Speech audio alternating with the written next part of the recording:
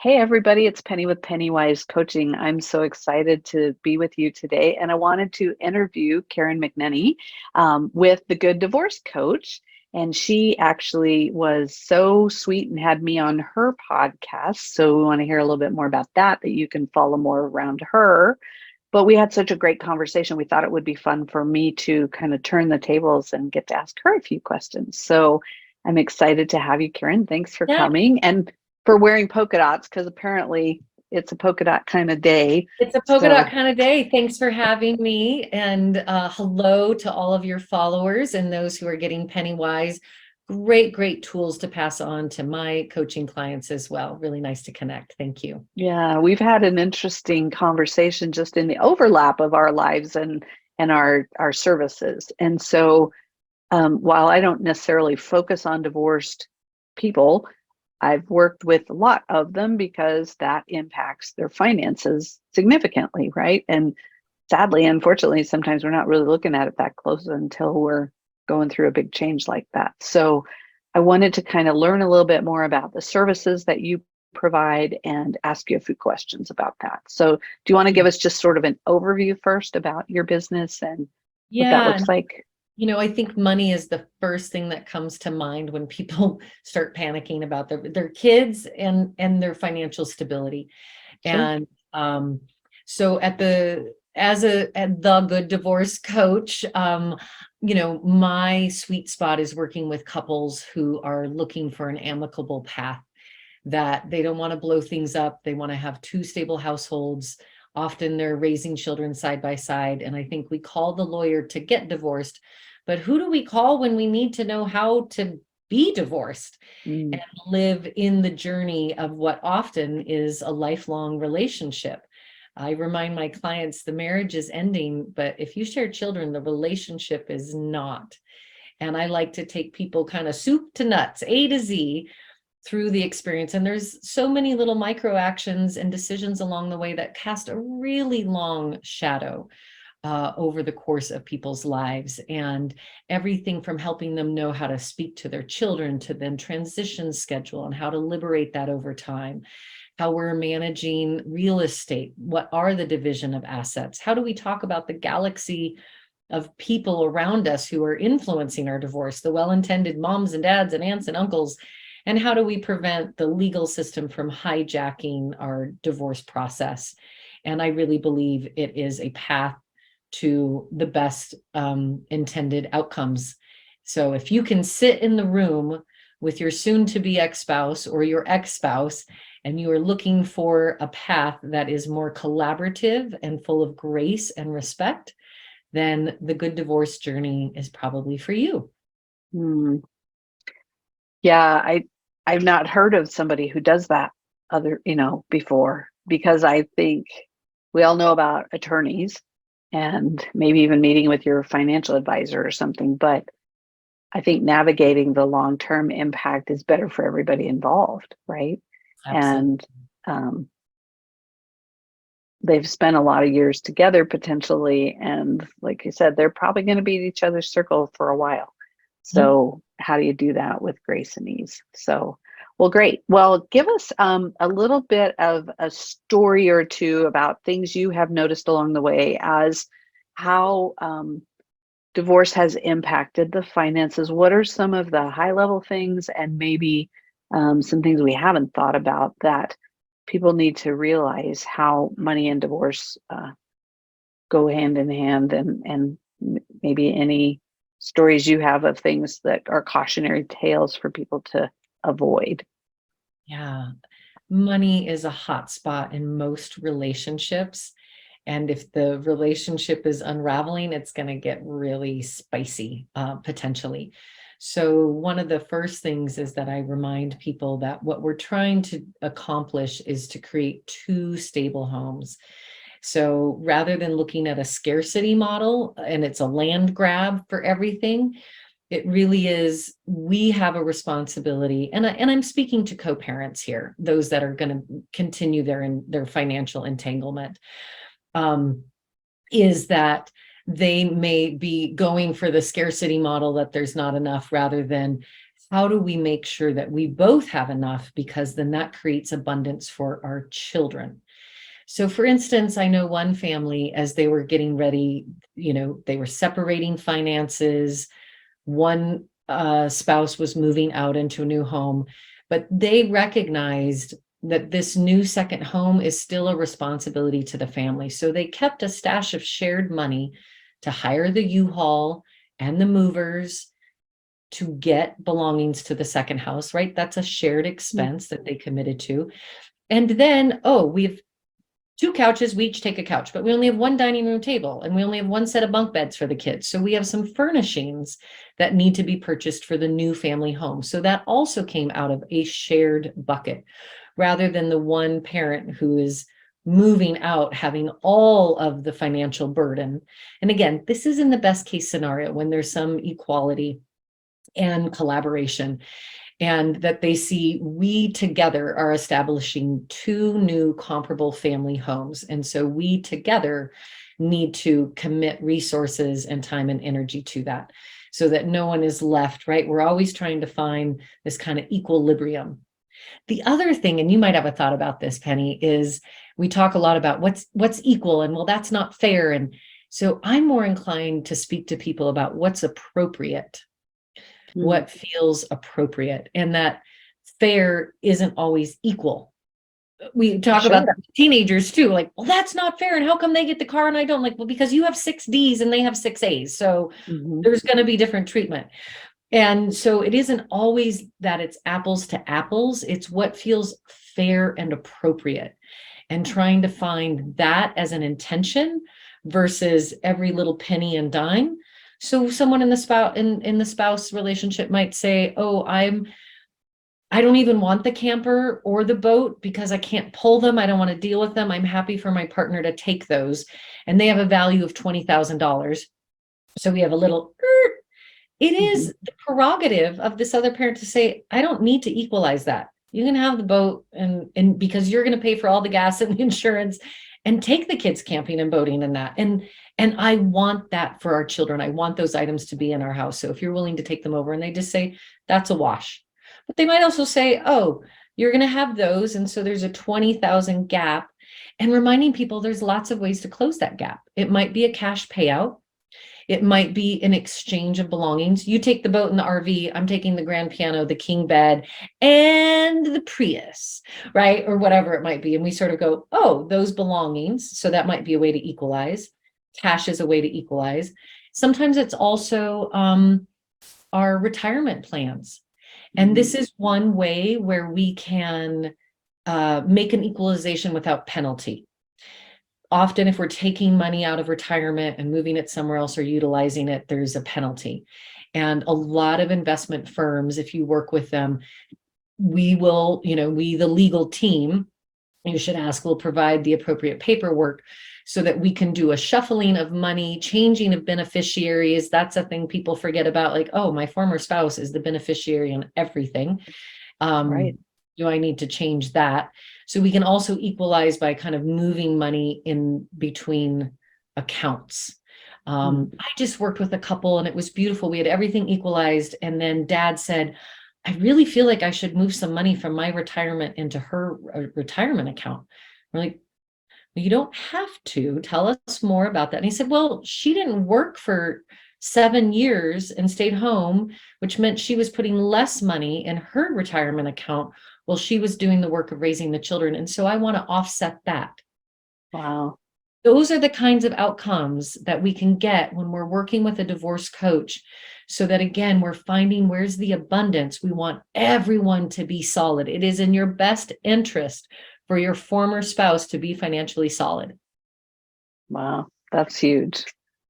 Tell me a little bit about if people have not worked. I'm sure when you first got started, or you've met people along the way, if they haven't found somebody like a divorce coach, what are some of the pitfalls that people can hit? Avoid. Avoid. So a couple of things come to mind. One that we don't think about is if we leave any entanglements. I always like my couples to really be clean at the end of the divorce. But sometimes it doesn't go that way. So for instance, right now, if you share a home and one spouse is moving out, in order to get spouse number 2 off the title of the family home, you have to refinance. Mm-hmm. I believe this to be a tax on the divorced population, and I would like to see this change. And soon enough, I will be starting to do advocacy and policy work about all the ways that we kind of have social norms that are at the expense of divorced families. And there's a number of them. So this is one of them. So I have to refinance my home to get dad off the title, but we own that home with a 2.75% interest rate. And now it's 7%. Yeah. So that is not in the best interest of financial stability for the family. So instead, right, you can actually take them off the title, but not the mortgage. So we can move titles around and do what's called a quit claim deed. So dad comes off the title. He no longer owns the house, just mom owns the house, but we have this mortgage that we have to share, because the only way the bank is going to put it on my name only is to go through the entire refinancing process. So this couple who was caught in this situation said, all right, we'll take the title independent. We will keep the mortgage together. Mom's paying the mortgage 100%. Dad's not paying it on it anymore. But if she stopped paying for 1 or 2 or 3 months, that hits his credit. Right. He's still tied to it. So you have to have a lot of trust. And again, if you're moving through a coaching journey, because these are the things, not just the paperwork signed, we're divorced, there's all these lingering pieces. So, and they had a good divorce experience. They have a lot of trust in each other. I've worked with them in and out for almost 2 years, and now we're done, because they went through separation before they started divorce proceedings. And both names are on that mortgage. And we've just written into their decree, if for some reason you are unable to pay this mortgage, you must immediately alert the other spouse. And the intent is that you will refinance and remove spouse two's name within 5 years. So it's still a little crystal ball, because in 5 years, we hope interest rates will soften. They might double. We don't know. So that leaves a little ambiguity. Another real estate story to think about. Mom and dad owned a construction business, and they had some speculative property that they co-owned. And so they were dividing out. Dad was taking the contracting business. There were some settlements. And it was written that as soon as the property that was built on spec, right, there's 4 condos to sell. Mom has money in the, like, $250,000 in that investment. And dad says, great, when it sells, you'll get all that money up. And there was an assumption made, and I got on the back end of this, not the front end. Okay. I got on the back end when mom called and said, those properties haven't sold and I need that money. And we were sure that they would sell in 2022. And they didn't. And we all know the reasons of why things changed. And so now she's trying to rearrange an agreement that was already made, and that it wasn't, the language probably should have been, wife will be reimbursed of those funds by December 31st, or when the property sell, whichever comes first. But that sentence wasn't in there. It only says when they sell. And so now they're all kind of held hostage by the market and a lot of things that they can't control. And it keeps a little bit of that tense entanglement that is a sort of undercurrent to an otherwise really great co-parenting, good divorce experience. But the real estate market ended up being the enemy. Yeah, that's crazy that, we like to think what is happening today is what's going to happen tomorrow. And, what if we haven't learned anything in the last 3 years is that we can't really anticipate anything, and we have to be prepared for everything at some level. And I think what you're doing is helping people think through the what ifs and the possibilities that are coming down the road, even though maybe today it's either really fine or really contentious or whatever, and trying to see that what we see today is not necessarily what we're going to see a year or 10 years from now. Oh, Right. I have another one that's a 10-year post-divorce, what I would call financial trauma. So in this scenario, again, mom and dad shared a business, kind of a wretched, terrible, horrible divorce. I only know the parties, the mom in this story. And nonetheless, there were some taxes on the business that were due, some past taxes. Dad took the business and should have, and the tax bill went with the business, etc. Dad then quickly declared bankruptcy post-divorce. So everything was wiped out for him. Mom still has a successful business, growing, has the kids primary amount of the time, and this huge tax bill, which she didn't even know was out there and existing, is accruing interest and penalties. And then finally she finds out, oh, she's attached to that tax bill, to that IRS, the last time they jointly filed taxes. And so now it's her responsibility alone because he's not paying anything, not doing anything, not engaged. So she's chipping away, paying down that tax bill, gritting her teeth. Every month she writes a check. And here's the interesting twist. She is now headed to Ireland in the fall with her mom and her sister and her daughters for this 3-generation family trip. Her passport has just expired. She goes to get a new passport.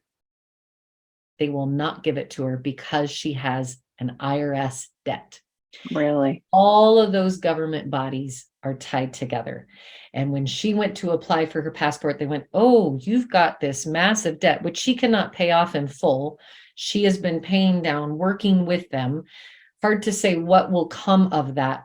But what we know is she is having a financial trauma that is now limiting her ability 10 years later to just go to Ireland with her mom and her daughter and her sisters. Wow. Isn't that just heartbreaking? Yeah. So Yeah, that's that's why we crazy. want to wrap up all the loose ends when we have the court and the lawyers and the coaches and the financial advisors and the Pennywise and the Karen Mcnennys all sitting there working with you so that when you're done, you really feel like you're done. Wow. What are some of the things that you think, like you mentioned taxes, obviously, what are some of the hidden gotchas in a divorce that, like you said, people come in thinking, oh, let's figure out the house and the kids, but there's other things that impact people that maybe they've come to you after the fact, or that you're like cautionary tales. Anything else you can think of? Yep. And those are so real estate, wanting to make sure you're clean on real estate, being aware of what you can and cannot do with mortgages and titles and planning for that. I think another myth is that people are going to take their lifestyle that they had as a 2-income household and move it over to their single income household. That's when Pennywise coaching comes in hand. Like, oh, I have to readjust my spending. And even if you have a strong salary, it's now one. And I think there's a shock, and it can take longer than you think and certainly longer than you want. It's typically a 3-year journey for full financial recovery and to reestablish, I now know how to live within these means. The dust has settled. Like when we really think about recovery, and it's the same when there's any death. And I really think of divorce as a death journey. And I think that's one of the things we get wrong as a society is we underestimate the impact that divorce is having on all parts of our life: social, physical, mental, spiritual, financial. It's a full package. And that's why I'm so devoted to the work I do, because it really is wraparound services. So we touch on all those places. And as a mediator, therapist, co-parenting specialist, divorce coach, I can bring really all of those other invisible pieces of the divorce experience so that you don't completely fall apart or blow up your family. When is the best time for somebody to reach out to you or to a divorce coach? The day they decide that both parents have come. And I say the day they've actually decided, because there is this purgatory period for most of us, and for your community, that I'm 12 years post-divorce. My Okay. daughter was in the first grade when we divorced, and we graduated her last weekend. Hey. And it was beautiful. And we all sat together, which we have done for 12 years for every child event. We had celebrated together, the grandparents, the photographs. And if that's what you want, if you want to behave and operate as one family that has two households, which is really our mantra at the Good Divorce Experience, one family, two homes, then get started as soon as possible, because there's lots of little micro actions and decisions that need to be made and considered in a thoughtful, intentional way before you even call a lawyer. Mm. And my goal always, and in the collaborative divorce process, we agree we don't go to court. We don't lawyer up. We work in partnership with a trained legal mediator lawyer to write your legal documents and send you to the courthouse to file. So that purgatory period beforehand of, are we in? Are we out? Let's go to counseling. Let's go to a retreat. Let's take a break. Let's double down. And people tend to be in that rubber band, which is why I always think when folks are like, oh, they're getting divorced, they're just taking the easy way out. They're like, there's nothing easy about this decision. And most of us sit in our truth long before we speak it. Yeah. Then something happens. And I also say, don't stay too long. Don't stay too long. You just do more damage. And actually, if you can make the decision to leave while there's still love, there's still some sensibility of the love, the story, the original story that brought you together, that brought you into this world to want to have children, right? We think divorce means we have to trash all of it and that there was nothing good in there, but that's not true. Yeah. The majority of it actually very well may still be. Let's save the good parts. Don't destroy it all. Yeah. But I will have people who call in the midst of or afterwards, and they're in the aftermath, and they're just looking to kind of reconnect with themselves, and there really is an aftermath. And there's this period of time where, oh, I don't have my kids for a week. What am I going to do with myself? And truly, how are you reinventing yourself? How are you sitting in the alone time without being destroyed by loneliness? How are you taking care of yourself and reaching out and making sure you have a plan on the evening that your kids transition, because the silence in the house is deafening? These are things that we don't see coming, but when you're in partnership, just like you, Penny, when you're doing financial coaching, we think, oh, it's a budget, one and done. Like, oh, no. Yeah. So many other pieces in order to help with your financial stability. And it's the same to be said in terms of having a stable divorce. Right. Isn't that a great idea? Like, let's have a stable, good divorce. Well, and I think it's interesting because what you teach and espouse is not the act of getting divorced, but being divorced, and having a good divorce has a very different meaning when in your world. And it's not a 1 week, 1 year, process, right? It's living as a good divorced couple, right? So yeah, that's fascinating. I'll just mention as we move towards wrapping up, there is the Good Divorce podcast, which you can find on any platform. And what makes me think about it is that next week's episode, Maggie and Kara are a mother-daughter duo. Okay. Dad has since passed away. Mom remarried. It was 40 years ago that they announced the divorce. And so in retrospect, here is mother and daughter who will talk about the day she was told, who will talk about what the transitions were like, who will talk about my parents never burdened us. And now as an adult, I can look back and know that there were things happening behind the scenes, but it didn't land on our shoulders. And so I would remind your listeners and your audience and the people in your community who are facing this, that do not burden your children with adult problems. And it's easy in the money story to say like, oh, we don't have enough for that. Or, oh, your dad didn't contribute. And, oh, well, your mom, she's so tight. Like, we take our agitation and our narrative around money that may be negative, especially early on, and we place it on the children as though it's their responsibility. There is no value in that. You call Penny, you call Karen, you call your best friend, and that's where you bitch and moan about your money problems and your spouse and what they are doing and what they're not doing. Never Not with to your your kids. children. They're Right. not deserving of that. Right. As an old social worker, I saw that a lot and had to do the mediation around that. Like the burden that is way greater for the kids than you dealing with. And you and I were talking a little bit before this that you said when people come to you immediately, you help them figure out even how to tell the kids and how to tell their families and what to do. So that's why I think coming to you early on is super critical versus I don't think most people would think of that. They'd be like, all right, we told the kids the night we decided or whatever. And now, it's like they dropped a bomb when maybe it didn't have to be that way. No, So it's like a big project management. You're renovating your family. Let's think of it that way. You don't just go in and start tearing walls out. You need to Right. know what's the supporting wall, what has Sure. plumbing in it. Do we have a blueprint? And we do things in a very particular order in order to then have the renovation be stable and operational at the end. I love that idea. We are Yeah. renovating your family. So you would Yeah. never take that on unless you were a contractor yourself.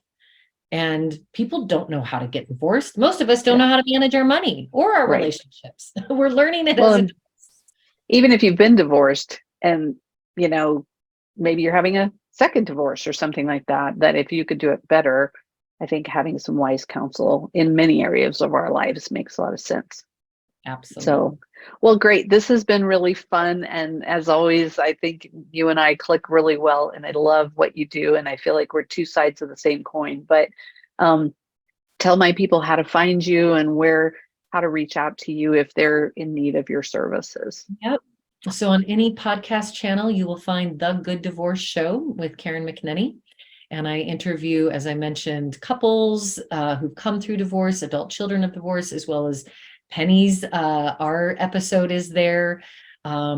Coaches, clinicians from the mental health profession, as well as legal professionals. So a wide variety. And we only are broadcasting how to do it well. You won't turn on my podcast and hear stories of despair and discontent and how we set out to destroy each other and how to do that. That's not what we're amplifying. And then you can always find me on any socials, The Good Divorce Coach, and the website. Also, you can search The Good Divorce Coach or KarenMcnenny.com and reach out online there if I can be of service or if you know somebody or if you've got a story to tell on the podcast, check it out. Yeah, because you're looking for guests too, right? Always looking for guests. Yeah, you've got some fascinating stories. So, well, thank you so much for your time today and for sharing some great tips. And I hope that people will reach out to you if they're in need of that service. So, or know somebody else. So Wonderful. great. Thanks. Bye.